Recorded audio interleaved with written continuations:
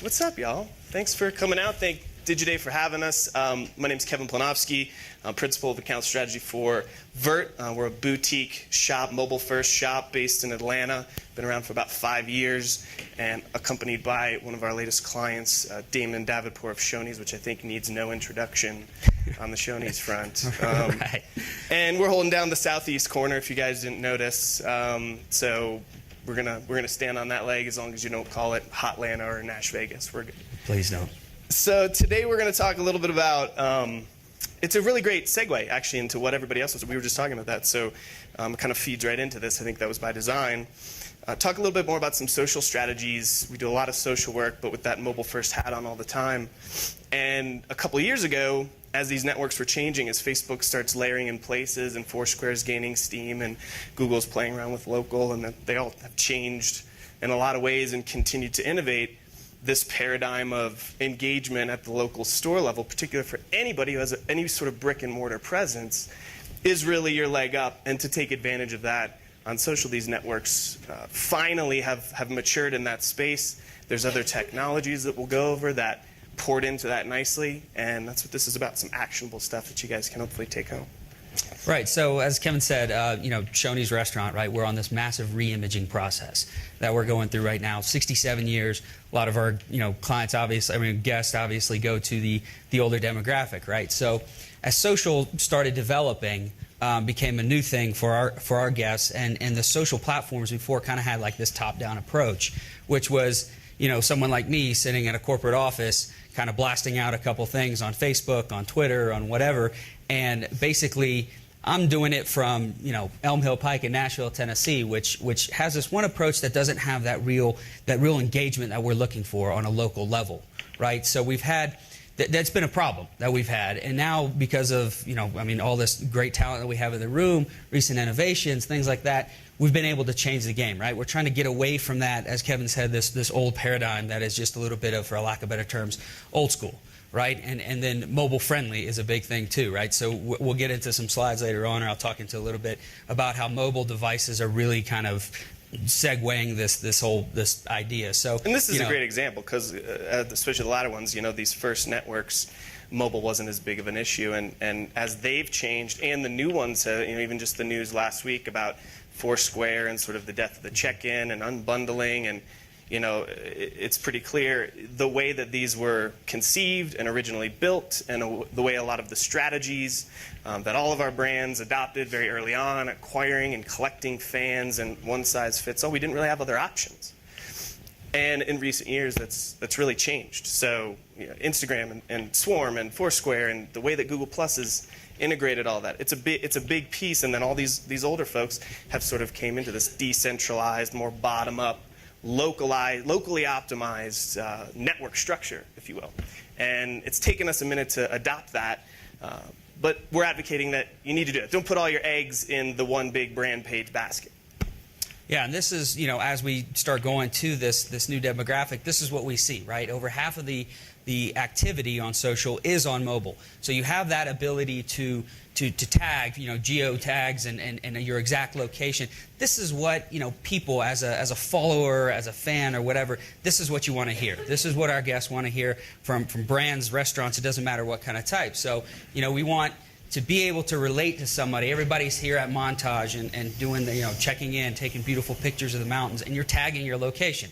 So now your guests all across, or your fans, your friends all across the country are now, they're getting engaged with you like they're there, right? They're actually being able to see it. So, and one of the big things about doing this is what we do, to speak a little bit about the brand, what we do maybe in Nashville, Tennessee, might not have any sort of interest in Greenwood, Mississippi.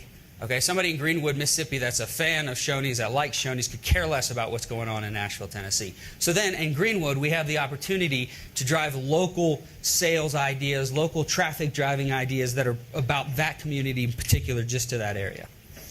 And even colleges, the weather's different. Who's the main customer base? With Facebook and the like give us so much data about who our fans are once they like us and they follow us. And being able to see that vary by city to city, even neighboring cities, there's differences. Yeah. So those sales needs and trends. People want that local context. who better to handle customer service issues than the manager at the local store? That's where, if they tweet you up, it's probably where it's going to trickle down to anyway. So this is about setting up that structure and realizing that, using the technologies to get ahead of the game on that. And it fits perfectly into the new Shoney's. Right. So the new Shoney's is kind of taking a little bit of, not a little bit, a lot of all of this incredible technology and this idea of this local engagement, right? So instead of this, if I could put it politely, this old school restaurant where, it skews towards a certain demo and to a certain style, it's a brand new concept now. It's a rebranding process, it's a re-imaging process, and whatever term you want to name it, it's a fill in the blank, okay? And by doing this, we have the ability to, not to get too much into the details of the restaurant, but we're playing tomorrow's game now, right? So we're into this new technology that allows us to get our word of mouth marketing, right, which is now essentially just what you're doing on your mobile phone. New restaurants, innovative look, innovative fresh food, right? That goes without saying. It's what the consumers want these days, because everybody is a foodie now.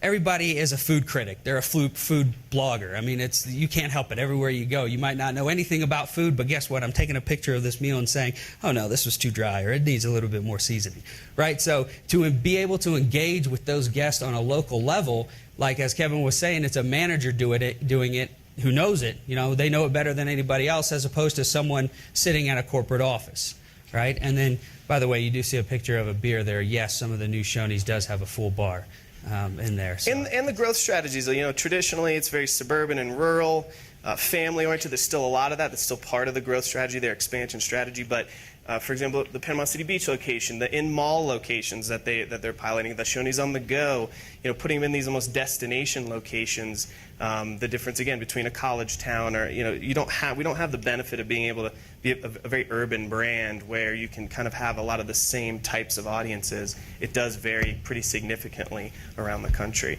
And it fits perfectly into a lot of the new goals, which is, thankfully, why Damon sought us out and ultimately we're working with them is some of this new focus on digital. Yeah, the new restaurant openings is a big one. As Kevin mentioned Panama City Beach. I mean, we have a couple of these locations that aren't necessarily, a lot of you that may know Shoney's in here remember it as we used to stop by that one restaurant on our trip down to Florida, or we used to stop that one restaurant on a trip down to the beach, or something like that. Just kind of that truck stop-esque type of thing. Kind of going away from that now. Some of these locations that we have, these new ones, Panama City Beach, huge destination area, Branson, Missouri, big destination area, inside mall. We have one inside of a mall in the Atlanta area, and then looking at more malls like that, obviously, and airport areas as well. So really transient, really type of people traveling on top, and a great time to check in locally, to be the foodie that they are and take a picture of their food and share it with their friends and really be able to engage everybody. And then sales at the end of the day, right? Who's kidding who? Whether you're a restaurant, whether you're a store, whether you're a clothing store, anything like that, at the end of the day, all this technology is great and it's cool to do. The beacons and all that is fantastic. What does it do? Drive sales into your restaurant, right? At the end of the day, we need that ROI. We need people to come into our restaurants and eat their food. We need people to come into our stores, buy that shirt, buy that jacket, whatever it may be. And thankfully, Damon's team and the CEO and CFO they specifically, when they hired us, said, these are the 4 things we really need. We need to increase digital word of mouth. We need to get the folks in our store talking about us more in a positive light. We need to find new folks to try this new concept through trial sales. So we need to use these demographics to target them. Locally promote the new stores, because finally, after years, Shoney's has a great expansion story ahead of it. And capturing this engagement, again, with those current guests kind of tying back to that. So we took these, and it fits perfectly into what we're calling Sholomo that I just came up with for this. So we'll poke fun at ourselves a little bit there. Feel free to use that. So I need to give a quick shout out to Garrett at MomoFeed, who very diligently last night crunched some of these numbers for us, and that we've been working with them on to really set up the context. So this is still early for us. Like I said, we just started working with Shoney's a couple months ago. But you can see the concept, or the opportunity that's sort of laid before us here, the number of check-ins, 250,000 check-ins at locations just on Facebook alone that sort of have been unrealized or unmonitored, unreported or tracked as any sort of ROI. A 20% boost in the fan base. We just crossed 50,000, Shoney's did, from that more old school, sweepstakes and some advertising to find folks who like the brand. And we can get a 20% bump overnight just by bringing all of our local, and this is without any local promotion. This is just people on their own accord creating these pages saying, I want to know about the PCB Shoney's. I actually appreciate it. It's in my backyard. I go there regularly. I like the servers. I like the food. I like the atmosphere there. Instagram photos is another huge one. Still a pretty sizable number for a brand that isn't as forward-leaning or as youthful as some of the others. But this is going back to the concept that it's not about the check-in. We're not talking about check-in marketing here. We're talking about people who want to share a photo. They want to tag their friends and add that geo context, that venue context to where they're at, and how this poses into community management and brand engagement and how it fits with the larger brand page. So we do a lot of talk about brand versus bricks, right? There's a lot of similarities, but it's different teams, it's different goals. When somebody likes a page, it's a brand page, it's because they like the brand, what it stands for. Maybe they go there, maybe they don't. I like Fast Company, but I don't have a subscription anymore, but I like the brand, right? So, and it's very different than if I like the specific location down the street from me, the people that are there, the types of nonprofits and baseball teams that it sponsors in the area. Those reasons are more important. The staffing is different, so keep that in mind. So there's different reasons why you like those folks. They have different goals. So why would we have it all off of one type of page? We have brand KPIs, we have brand awareness and engagement that's important at the Shoney's level, where we have same-store sales that is the most important at the store level. And obviously, Shoney's at the corporate marketing level needs to lead that strategy, especially in this case where there's some corporate stores, there's some franchise stores, support them at that local level so that the folks at the brick side of things can patch into that. You make it easy, make it simple enough. Technology makes it simple enough, and so that the corporate team can oversee, and again, provide some best practices, flow charts, what have you, so that we can really do scalable customer service and customer engagement through social. Let me jump in on that one, Yeah. Kevin. The corporate versus the franchise. We're obviously a heavy franchise brand, so by doing something along this lines, that gives us that ability to kind of avoid that again that top-down message that goes down here, and then maybe some of these locations it doesn't apply to. Franchises don't like it. Even some of the corporate managers don't like it. Then you have the ability to kind of say, okay, we're going to do this in particular, but it still fits within that brand umbrella. Right, I mean, and as little as I could say, a few years ago, we had this many likes on Facebook, we had this many followers on Twitter. We didn't even have, Facebook.com/Shoney's. It wasn't even ours. It was some individuals, along with Twitter as well. So we had to actually go get those. And then just recently, also with Instagram, same thing. So we've, really making those initiatives to kind of get forward. To be on this local level, and then again with help with Moment Feed, and certainly with Vert, this brilliant idea in terms of getting into this local engagement is going to actually take us to that next level. And it becomes less confusing. If local stores, especially in the franchise model, just in general, there's some folks who are really excited about this stuff, and they go and they're creating their own. Like we work with IHG, Intercontinental Hotels Group, and there's tons of as well on this type of paradigm. And so there's tons of local hoteliers and franchise, and they're setting up their own .coms, and they're setting up their own face. And so it levels the playing field there a little bit. It says, hey, it's kind of all for one for all. We're going to support you. You can have your own sandbox. Here's the overarching umbrella, the best practices. We're kind of monitoring everything from the ground up. Really buying in on that concept pays off in the long term. And this is me sort of new for some of you guys, hopefully learning, and then others have already figured it out and are doing this really well in this room. But a page for every location. That includes potentially Twitter as well, just depending on your organizational structure. But it's not just about data integrity. It's not just about sort of the passive directories. That's obviously ridiculously important from a search standpoint. But when it comes to social engagement and user experience, and going back to what folks were saying yesterday about consistency throughout, this type of platform lets you do that. So get on board with that idea that every brick and mortar, if I have an address, it needs to have a page. And then back into that organizationally, we need to have a manager, whether it's at a group level or it's at an individual store level. Again, there's technology that can bridge the gap. We'll talk about that. So organize those based on regionality. Say this is the group that only has this special menu, or is only selling this, or is only sponsoring this promotion. You can group it that way so that you can track those types of campaigns, how their performance is because they're participating in this type of special offer, push top-down global messaging to those folks. And again, if you set it up right in advance, you build that umbrella and advise the best practices, you really get a true global and local working together with technology sort of sitting in the middle. So some of the benefits here, no-brainer, again, is just this activation of my customers on the ground in the neighborhood where I live. So It's fans of the store and the brand.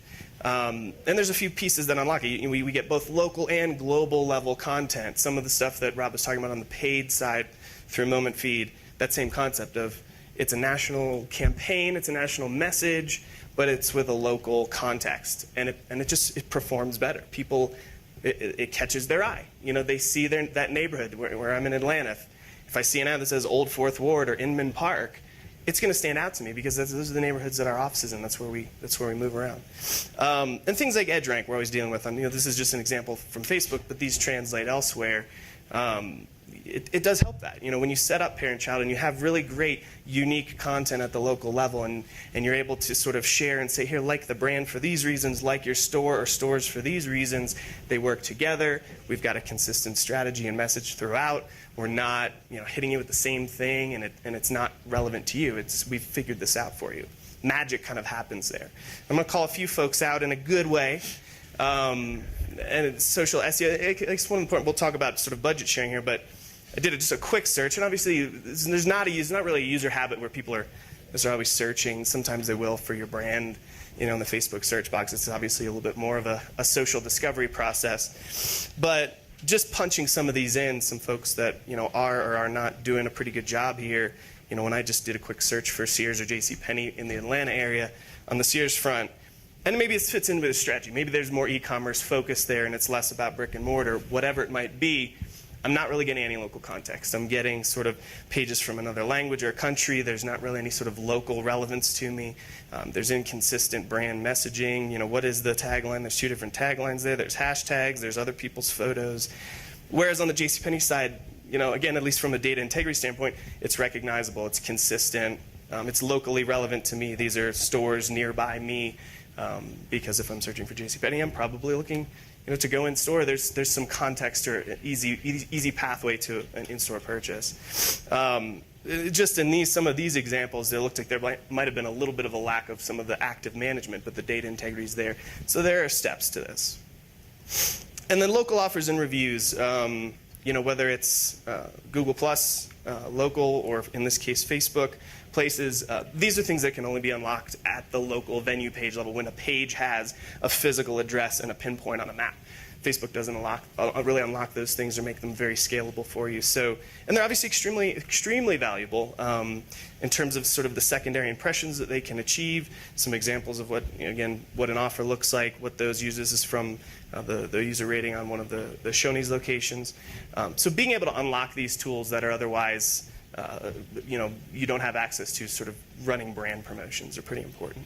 And there are a number of technology solutions out there that can help this. In our opinion, we are a partner agency with Moment Feed. It's kind of convenient that they happen to be here. We didn't know that when we were working with Digiday on this concept, but they really do have a phenomenal product that covers the basis from community management to analytics to advertising, really much at an enterprise level. It is a little bit more social leaning, whereas some of the other folks like you guys, you're, I'm sure, familiar with Yext, which is a lot more directory, and it's more about some data integrity. There's a little bit of overlap on some of these.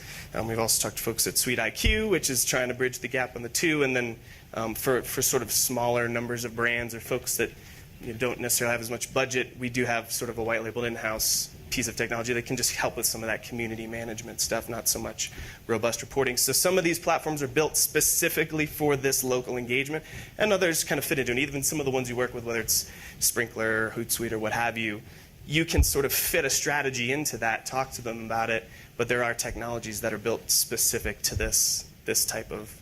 And some of the things to consider, it's not just sign a contract and technology figures it out. Especially on the franchise side, we got to be concerned about legal issues. Some of our clients do have concerns about, can I really push down a piece of content to one of my local franchisees who've paid and they own that page? It's their domain. Does our franchise agreement support that? Map it to your organization. You know what your resources are, what they're good at. Not every organization can support that locally. Software really, in our opinion, is a must. It's really hard to do this unless you have fewer than 20, 30 locations to do it manually. And outline who those roles are. Budget structures are important. How are your budget structured? One of the key pieces, this type of strategy solves goals for search, for mobile, for social engagement, for sales, for e-commerce. Those teams should all share the budget in a tool like this or in a strategy like this. So with that, We've got like 8 seconds for questions. 6 now. 6, sorry. Excellent. Do we have any questions in the crowd? It's itching. Hi there. So you mentioned briefly, I'm over here, sorry. Oh, cool. Hey. I'm Ellie from Garrett Popcorn. Hey. You mentioned briefly about hyper-local geolocation-based marketing for Google+. It was like a brief sentence. Yeah. Is Shoney's doing anything specifically on Google+, and Foursquare, TripAdvisor, Yelp, all those other things? Because it seemed like most of what you were alluding to was just Facebook pages. Sure. Correct? Yeah, the examples were Facebook, just because it's probably the easiest, has the most tools. It's the one that we all probably have the most hands-on experience with, and it's the most relevant because we use it personally a lot every day in this room, both professionally and personally. So that's why we use that. But absolutely, I mean, it needs to be a multi-platform strategy. Again, Google+, Foursquare, Twitter, Facebook, and not so much a page for every location on something like Instagram, but the important thing is having some sort of transparency into the Instagram photos that people are taking with geotagged context at your locations and being able to share that, not just grabbing based on a hashtag, but making sure that all of your locations metadata and data integrity is proper, so that when Instagram is pulling that opportunity to tag it from, in this case, Foursquare's backend data set, that they can easily and quickly, the first thing is Shoney's because it's properly tagged, and you'll increase the volume in the number of Instagram photos that are tagged at a Shoney's. And you can then share that to that local community because it happened there. So yes, you do need to pair into other networks that have this local context built in, that they've made it that way. And again, we're in the early stages with Shoney's, with others, absolutely, to focus on more than just Facebook. Okay, just one more up front. Hi. Hello. Yep. Hi, Michael with Popin. One quick question: how would you vary the recommendations for brands that have products that they're selling through wholesalers? Yes, so you're talking about if I'm a CPG brand and I'm being sold at retail, how can I use this? Yes. This right. So obviously it doesn't fit as well. This is more of a presentation for people who have physical addresses.